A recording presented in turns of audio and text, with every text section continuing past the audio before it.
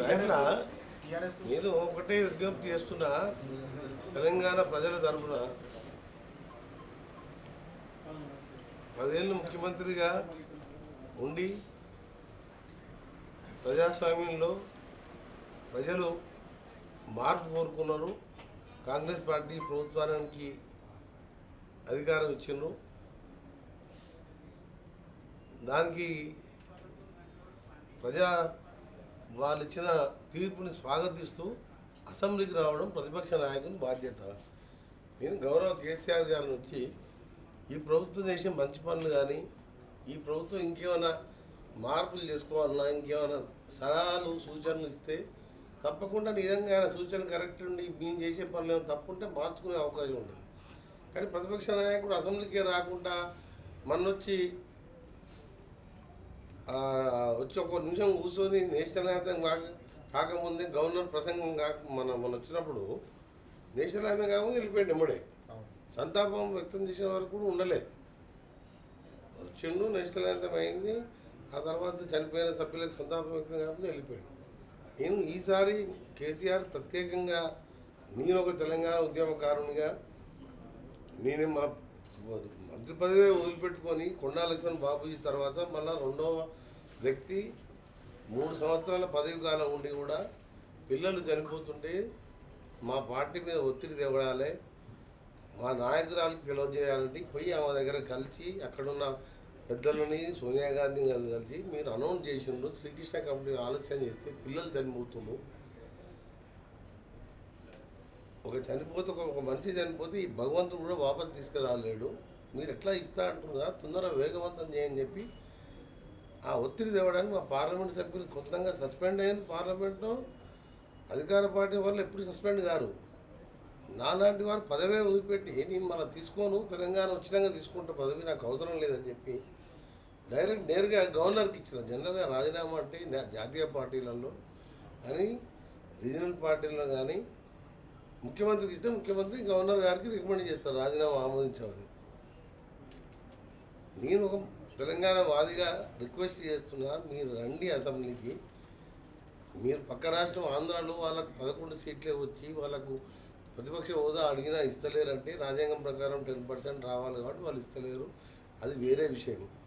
అయ్యాల మీకు 30 మంది సభ్యులు ఉన్న 9 మంది పార్టీ మారిన 30 మంది సభ్యులు అంటే చిన్న రాష్ట్రం, మంచి మంచి మంచి సభ్యులు వచ్చి మాట్లాడితే మీకు పూర్తిగా సపోర్ట్ చేస్తాం. మీరు మాట్లాడేటప్పుడు డిస్టర్బ్ చేయం, మీరు ఇచ్చే సలహాలు సూచనలు కూడా స్వీకరిస్తాం. మేము చేసే మంచి పనులని, తెల్ల రేషన్ కార్డులని, సన్న బియ్యం ఆ రోజు మేము ఇవ్వలేకపోయినాం, మాకు ఆలోచన లేదు. రేషన్ బియ్యం లేక చాలామంది ఉపవాసాలు ఉన్నారు. ఇచ్చిన దొడ్డు బియ్యం తినలేక అంగన్వాడీ స్కూళ్ళ నుంచి మొదలుపెడితే స్కూళ్ళల్లో ఇళ్ళల్లో తినక రేషన్ షాప్ డీలర్లకి అమ్మేస్తే వాళ్ళు పాలిష్ చేసి మిల్లర్స్కి అమ్ముకునేవాళ్ళు. అదొక పెద్ద ఆలోచన చేసి ఈ ప్రభుత్వం ఇవాళ సన్న బియ్యం ఇస్తుంది. అందరికీ 3,12,00,000 మందికి తెల్ల సన్న బియ్యం ఇస్తున్నాం. అందరికి అడిగిన వారికి అందరికీ రేషన్ కార్డు ఇచ్చుకుంటా నిరంతర ప్రక్రియ చేస్తున్నాం. ఇది మామూలు విషయం కాదు. ఇంకొకటి 5 లక్షలు పెట్టి ఇంధనం ఇల్లు అనేది ప్రతి ఊళ్ళో 40-50 ఇళ్ళు నడుస్తున్నాయి. భారతదేశంలో బహుశా చరిత్రలో 5 లక్షలు ఇంటికి ఇచ్చుడు ఎక్కడ లేదు.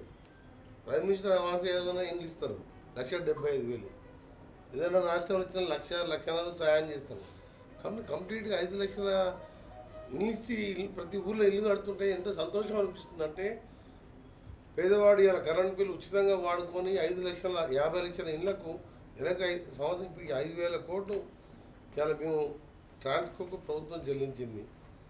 మహాలక్ష్మి పథకం మీద 11,000 కోట్లు, దాదాపు 270 కోట్ల మంది మహిళలు అక్కా చెల్లెళ్ళు వాళ్ళ గుడికి పోయినా, బడికి పోయినా, పిల్లల అమ్మగారింటికి పోయినా, ఇంకేదైనా ఫంక్షన్స్ పోయినా ఉచితంగా ప్రయాణం చేస్తే 11,000 కోట్ల భారవనం మా బాధ్యతగా ఆ రోజు మహాలక్ష్మి పథకం ప్రకటించి దేశ చరిత్రలో రికార్డు సృష్టించి ఉచితంగా మహిళలకు బస్సుల్లో ఇచ్చింది.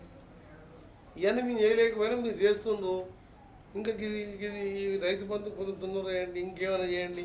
మీరు ఇంటిగ్రేటెడ్ స్కూల్ 20,000 కోట్లతో ఇంటర్నేషనల్ మోడల్లో కడుతున్నారు. మీకు అభినందిస్తున్నా అని అభినందనలు చెప్తూ పోయిందే ఉంది. ఆయన హోదా పెరుగుతుంది కదా. ఆయనకు కూడా గౌరవం పెరుగుతుంది. తెలంగాణ రాష్ట్రంలో నేను చేయని పనులు కాంగ్రెస్ పనులు కొన్ని చేస్తుండ్రు.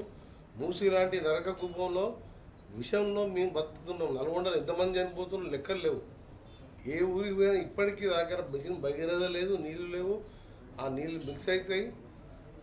కింద ఫ్లోరైడు పైన హైదరాబాద్ డ్రైనేజ్ అంతా ట్రీట్మెంట్ డ్రైనేజ్ అంతా మా నెత్తిన పడితే అక్కడ ఫార్మా ఇండస్ట్రీస్ ఒకవైపు ఇది మేము అసలు మా 30-40 లక్షల మంది బతుకు అంటే అసలు ప్రభుత్వం ఉన్నది 30-40 లక్షల మంది. అప్పుడంటే ఆంధ్ర ప్రభుత్వం చేయలేదు. 20,000 కోట్లు, 30,000 కోట్లు, 40,000 కోట్లు ఖర్చు పెడితే మొత్తం ఎస్టీపీలు పెడితే నల్గొండ మొత్తం కూడా తీసుకుపోయి ఈ హైదరాబాద్ నీళ్ళంతా పోయి ఈ మూసి నీళ్ళు కృష్ణాల రివర్లో కలుస్తున్నాయి వాడపల్లి దగ్గర.